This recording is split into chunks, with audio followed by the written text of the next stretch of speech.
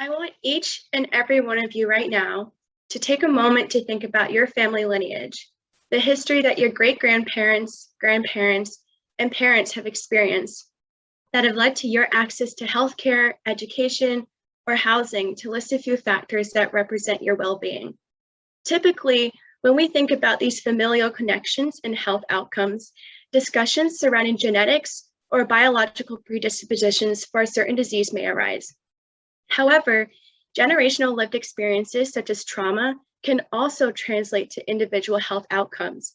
Such example is intergenerational trauma, which is the trauma that gets passed down from those who directly experience an incident to subsequent generations. An example of such was in early May this year, when the news of over 1,000 unmarked graves of First Nations children who had been abused in government-funded residential schools was discovered in Canada.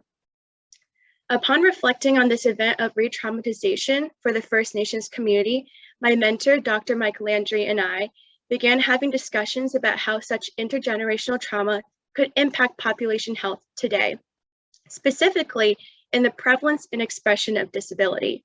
So our research this summer consisted of a scoping review to explore the current research in this field. Longitudinal studies show that experiencing traumatic events such as war, genocide, systemic racism, and forced migration increase the risk for mental disorders such as PTSD, depression, and anxiety, not only in the directly impacted generation, but also in younger generations. In a study following 30 families impacted by the Holocaust, it was identified that descendants of Holocaust survivors experience heightened rates of distress, anxiety, and depression. Trauma also shapes the cultural perceptions of mental disorders, specifically through the fatalistic pose. The fatalistic pose describes when parents or caregivers believe that they are being punished for having a child with disability because of a wrongdoing of a parent or past trauma. These fatalistic poses can translate into family care dynamics and how a child with disabilities can access support services. However, these cultural intergenerational factors can be both protective and risk factors. For example, one study discussed how communities of color are more likely to live with more extended family, providing strength within a family unit.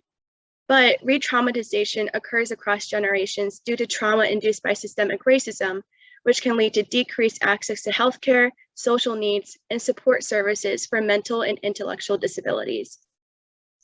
While we are still in the process of completing the scoping review, our curated research so far already demonstrates a call to focus on this under-researched field in order to guide physicians and policymakers to better consider cultural competency in healthcare when addressing intergenerational trauma of mental health patients and how generational trauma is reflected in today's disability population health for marginalized communities.